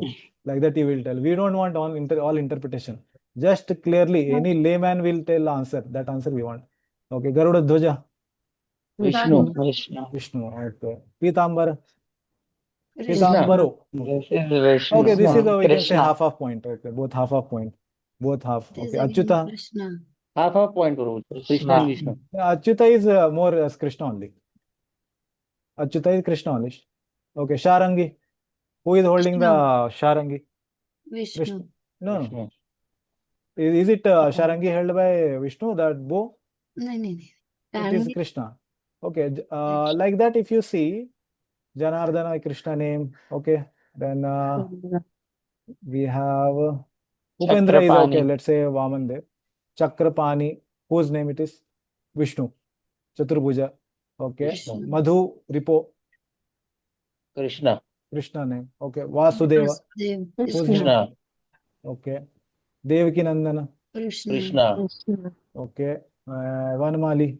Vanmali, Krishna. Vishnu's name or Krishna's name? Krishna's Krishna. famous is Krishna's name. Krishna name. No, Vanmali means wearing the forest flower garland. Vishnu will wear forest flower garland or what? He will wear lotus garland. Vishnu only wears, na? Krishna. He only goes to forest. Who is Kansari? Krishna. Krishna. Okay. Now this word Sivas Lanchan was mentioned in the word next to Vidu in the shloka. Okay. So what we are Krishna. seeing, Mukundo. Okay. Most of the names are actually Krishna's name. Okay. Damodar, Rishikesha, Keshava, Madhava, all that. Krishna directly also mentioned. Now, just by saying this is not enough. What Jiva Goswami said, Vasudevasya Janaka. Next you see, don't only stop here. See the next was Vasudev. Whose name it is? Vishnu's father or Krishna's father? Krishna's father. So that's why the next name in Amar Kosh is saying what? Vasudevasya Janko. Whom did Vasudev give birth? Krishna or Vishnu? Krishna. So whose name is all this? Krishna. Krishna name. And after that, whose name is coming? Balram. So who is this here mentioned? This is all whose name then? Krishna name or Vishnu name? Krishna name. Krishna name, correct now. So clearly here he is saying Vasudevasya Janaka hai. That all these names are mentioned. His father is who? Vasudev. So this Vasudev. is what Jiva Goswami is clarifying, that you see properly. Read Amar Kosh again. Okay.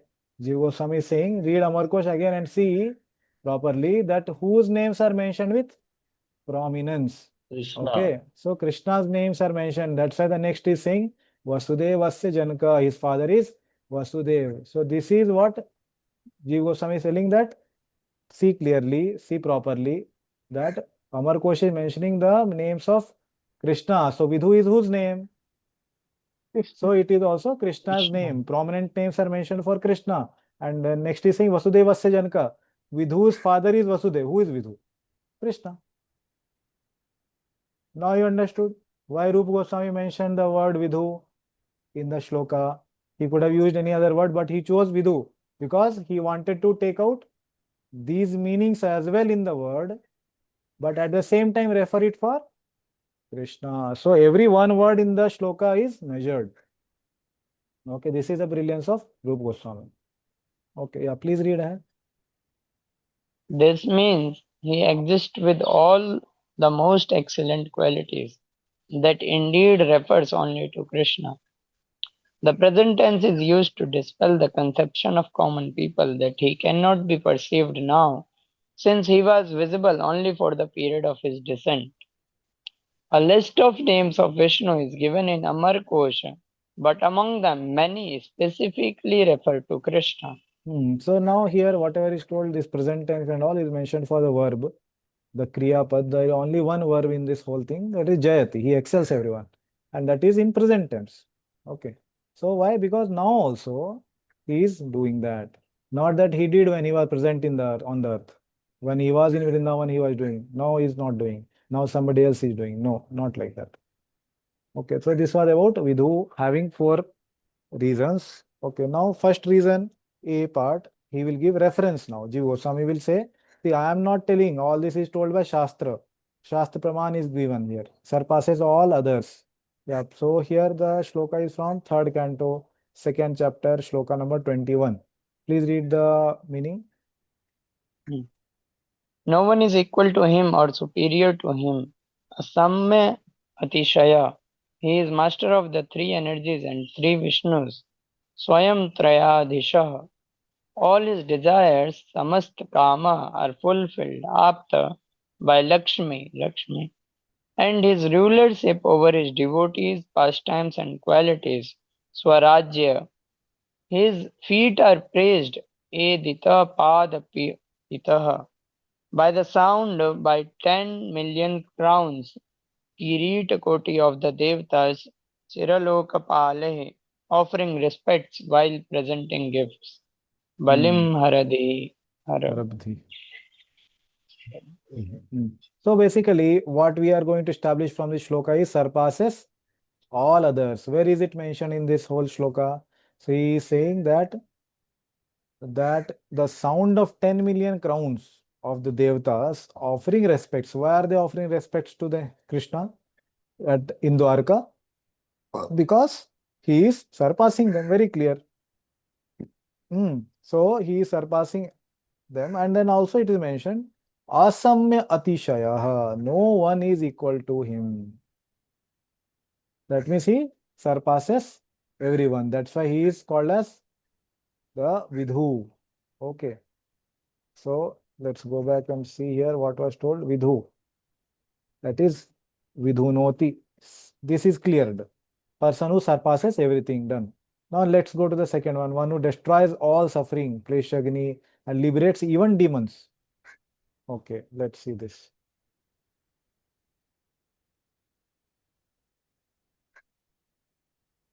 Yeah, please read. Destroying all suffering. Yeah, read the meaning. Desiring to die, Mamurusho, may I have prema for the Lord, Bhagavati Ratir Astu me, who protected Arjuna's chariot, Vijaya Ratha Kutumba, while holding a whip in his right hand, Attatotre, the reins in his left hand, Dhritahaya Rashmini, whose beauty must be seen, Tad Shri Ashniye, and who bestowed liberation to those who died on the battlefield after seeing him. Yam Iha Nirikshaya Hata Gata Swarupam. So this part is actually what we want to focus for Vidhu. Sir, what is the thing we want to prove? Destroys all suffering, even of demoniac people.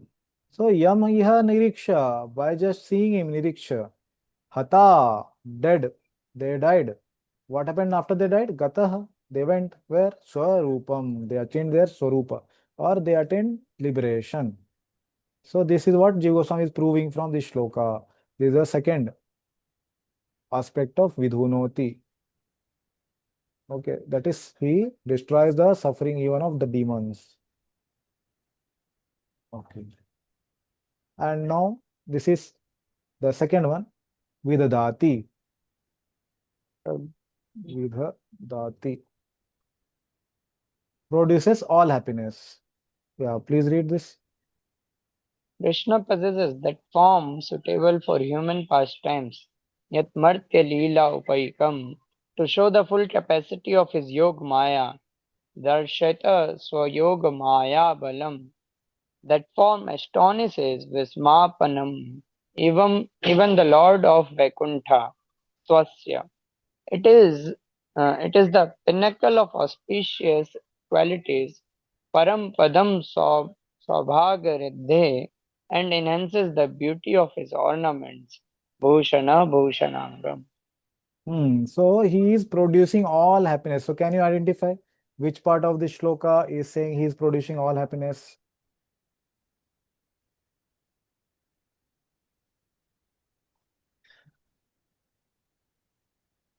Where does it say that he is producing all happiness? In whoever is Param Padam Saubhagariddhe, auspicious. okay, that what is the meaning of that? It is the pinnacle of auspicious qualities. Quality. Okay. So how does it refer to producing all happiness? Yeah, one of the auspicious qualities that he will give happiness. Okay. So Shubhada, that will also come in future. Okay. Saubhagariddhe. Okay. So he will be bestowing all happiness on all the observers. Okay. By his beauty, and enhances the beauty of his ornaments. So he is enhancing the beauty of ornaments, not that the ornaments enhance his beauty. It's the other way. Okay. Okay. And then the part B, that is Vidadati, he is the source of all others. Yeah, read this. All the list of the incarnations of Godhead submitted here with Ete are either plenary expansions or parts of the plenary expansions of the Supreme Godhead, Chams Kala Puncha. But Krishna is the Supreme Personality of Godhead himself. Krishnastu Bhagavan Swayam. So he is the source of all the incarnation. That's why it says that Krishnastu Bhagavan Swayam. And all these Amsha and Kala, all the expansions are coming from Krishna. Yeah, could you continue? Vidura Jayati excels all others, that is, one with most excellent qualities, only Krishna.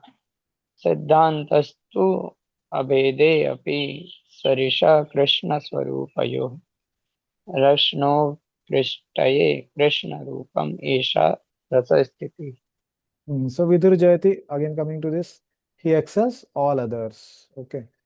That is one with most excellent qualities. Only Krishna has the 64 qualities in himself. Obviously, he has all the unlimited qualities.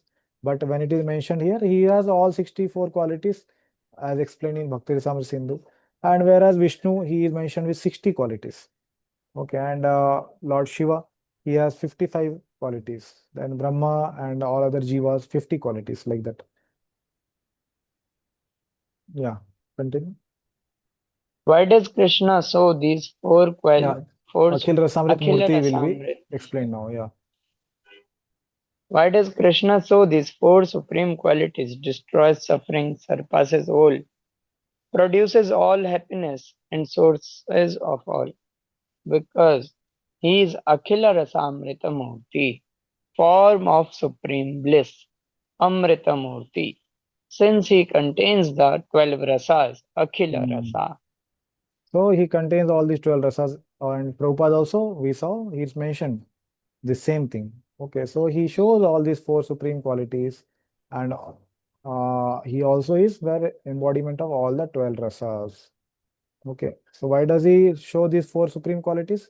Because he is Akhil Rasamrita Murti. What is the proof? Yeah, so how do we know that he has all these 12 rasas?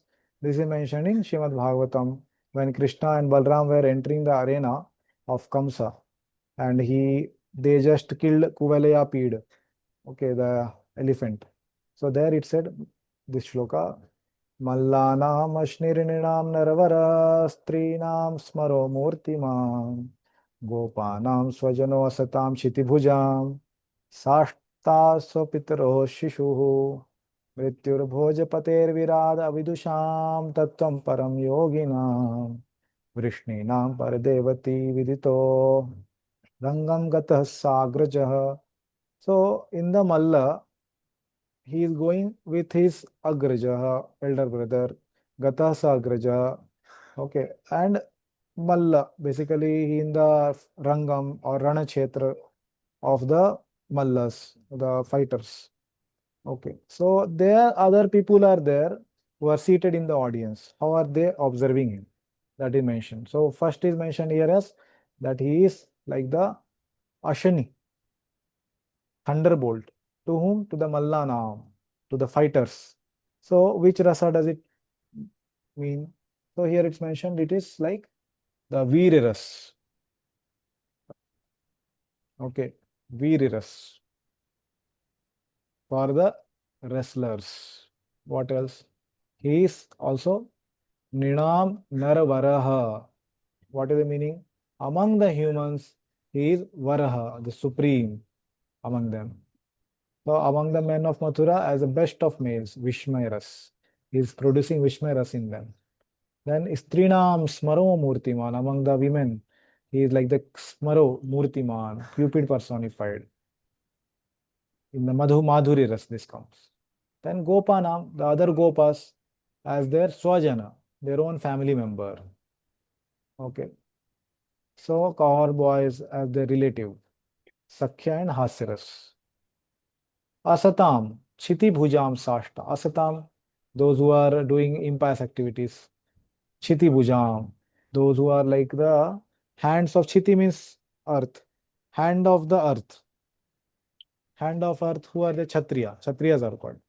Those who are protectors of earth, Chiti Bhuja. And Sashta, he is punisher of them. So those are impious kings, rulers, Kshatriyas. So he is chastiser. So that comes in the Raudra Ras. Then Swapitaroho, Sishu, to his parents, he appears as child, Sishuhu. So that is what? The Vatsalya and Karunaras. Mrityu, Bhojpate, for the Bhojpate, King Kamsa. He is like the death personified. Okay. So Bhayanak Ras. Virad Avidusham. So Avidusham, those who are unintelligent, for them Virat Roop. This is Vibhatsras. And Tattvam Param Yoginam, those are yogis, for them what? Like Brahman, he is manifesting. So yogis as absolute truth, Shantras. And Vrishninam, for the Vrishnis, Paradevata, for the Supreme Lord. So supreme worshipable deity, Dasras. So these are the mentions of the 12 rasas. All the 12 rasas, Krishna is manifesting in the arena of Kamsa. So this is proof for what? Akhil Rasamrita Murti. Krishna is, and where is the proof from? This proof was from Srimad Bhagavatam 10th canto. Okay, continue. One can understand Parasrama Ruchi Ruddha Tarakapali.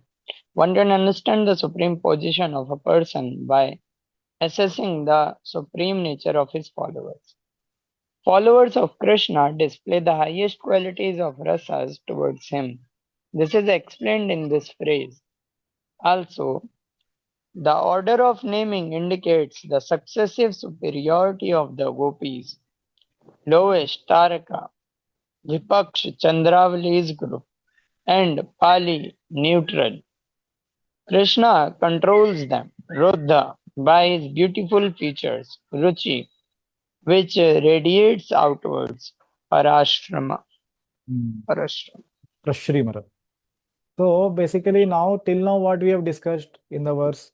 So remember the verse, Akhila Rasamrita Murti, Prashrimara Ruchiruddha Taraka Palihi, Kalita Shama Lalito, Radha Prayan Vidhur Jayati. This was the verse.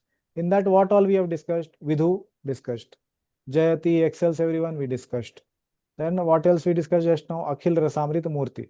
These three aspects are discussed. What is remaining? These other three. Prashrimara Ruchiruddha Tarka Pali, that is remaining.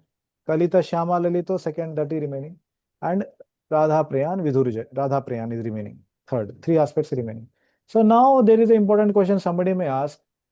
Why are you saying Akhil Rasamrit Murti and then suddenly telling the names of only gopis? Just now you told he is the embodiment of all 12 rasas, so you should give some name for Sakhya ras also, some name you should give for Dasya ras also. All you are doing biased activities here in the shloka and giving only gopis name.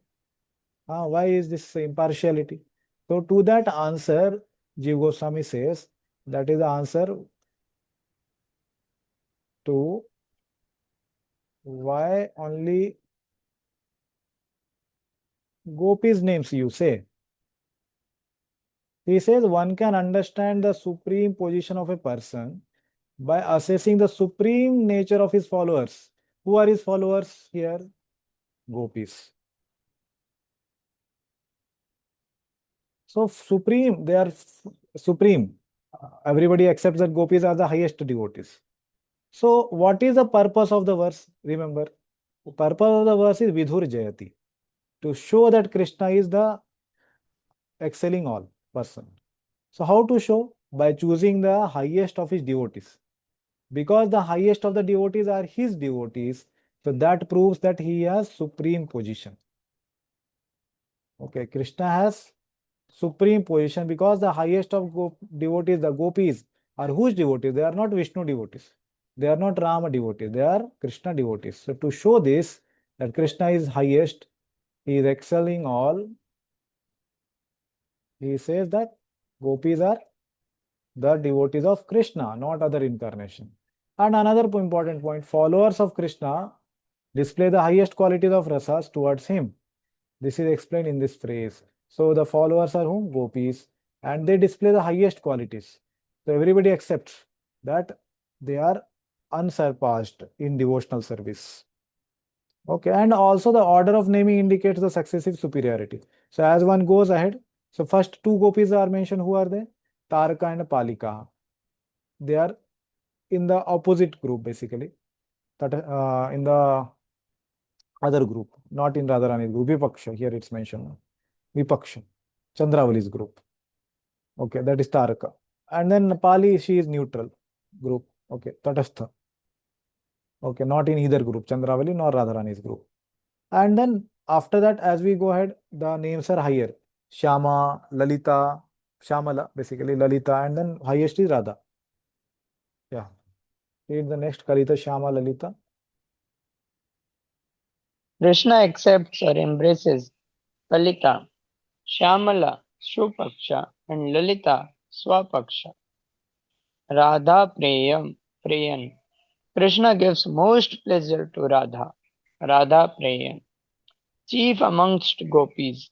Prayan means endeavoring to please. Lesser gopis are in pairs, but Radha is special, therefore chief gopi. So these are the explanation for the other terms. So Kalita and Shamala, as it's going ahead. So it is here mentioned that Kalita and Lalita, Kalita is embracing Shamala and Lalita. Shamala is Supaksha, okay, little more closer. And Lalita is Swapaksha to Radharani, in his her own group. And Radharani is obviously, she is the highest, like that. So these are the terms mentioned in the successive order. Now, how to understand supremacy of Radharani? Jiva Goswami quotes verses from Shastra. Yeah, please read this. Okay, I'll tell the verse. You can read the meaning. Yatha Radha Priya Vishnu Tasya Kundam Priyam Tatha Sarva Gopishu Saivaika Vishnu Ratyanta Vallabha. Yeah, read the meaning.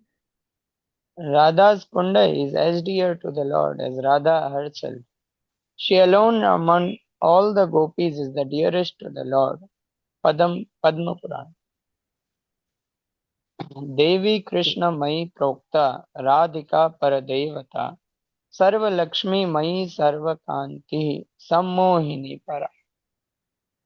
Radhika is the supreme Devata, non-different from Krishna. She is the embodiment of all opulence and all beauty.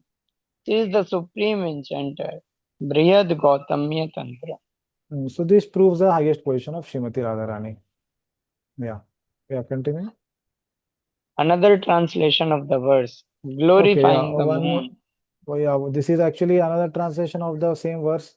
Everybody cannot appreciate the part of the gopis. So Rupa Goswami has mentioned this verse in a way that it gives also the meaning for the moon. So Vidu is another name for the moon also. So we will not go into detail of this because Prabhupada has not touched upon much upon this meaning. But those who are interested, I will share this notes later. You can read this meaning also. Okay, so Vidu, how it stands for moon also. Okay. And all the other parts, what is the meaning? Kalita, Shyamala, Lalita, how the moon receives the amorous charms of the night, Shyama Lalita, and Prashrimara Ruchi, what is the meaning? So he says the moon, full moon covers the host of stars, Tara. Tara, we know, no, stars. So Taraka Pali, Pali means group. So it covers with its effulgence and spreads everywhere its own light. Prashrimara Ruchi. So it is explained like that. Radha Priyan is explained here. Moon is most affectionate to the Vishakha constellation. That is another name of Radha, Vishakha. So that's how the meaning of moon also comes out. Okay. So what has the moon to do with Krishna? At the end of commentary, Jiva Goswami mentioned this, that Krishna was actually born in the moon dynasty, not in the sun dynasty. And Krishna says that in the Bhagavad Gita, among the Bhutva Rasatmaka, he says, Pushnami Chausadhi Sarva Soma Bhutva Rasatmaka. The Soma, basically Somaras. Okay, so it also gives basically the rasa to Akhil Rasamrita Murti. So moon is the embodiment of all the rasa, the six rasas, sweet, pungent, and all this bitter, astringent, all these six rasas. Moon is Akhil Rasamrita Murti, embodiment of all rasas, like that. Okay, so that is genius of Rupa Goswami, that he gives two meanings for the shloka.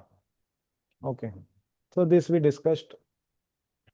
Okay, so Madhurya Rasa actually contains all the other rasas. So in that sense, the shloka is not only talking about Madhurya pastimes, it's talking about all the other, because that's embedded in Madhurya Ras.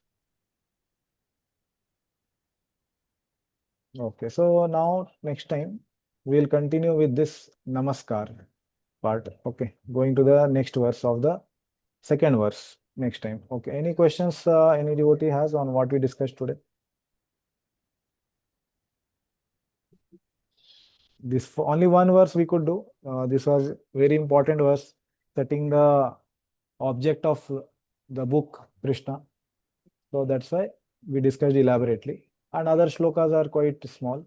So they will be just discussing about the offering of obeisances and Granth Vivag, dividing the book. Okay, any questions what we discussed? Hare Krishna, Prabhuji. Hare Krishna. Prabhuji, when we discuss this, so this is the introduction part of the Nectar of Devotion. Yeah. So, so because I don't have this, so we need that mapping also. Prabhuji, so tell which part we need to. So half of the introduction is over, or is it so? Or we need No, to no, go. no, no, not half of the introduction. Two slides we read now from introduction, where Prabhupada told about this shloka, and then he told about offering obeisances to Bhakti Siddhanta Saraswati Thakur. Correct. Two slides were from introduction. Now, remaining of the introduction, Prabhupada will tell about that second shloka onwards. Okay. So here he will tell about all this offering obeisances to Chaitanya Mahaprabhu, and then he will tell division of the book. That will continue. Now, introduction will continue. Okay, it's a little bigger introduction. Oh, okay. You can maybe see the book or see in the Vedabase or online vedabase.com.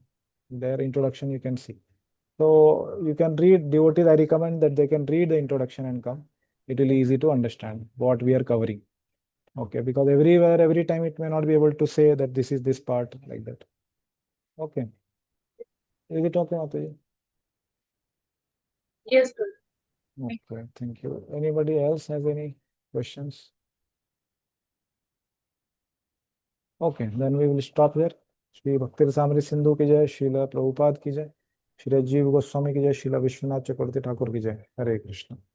Hare Krishna. धन्यवाद. Thank you. Hare Krishna, Guruji. Thank you so much. Thank you.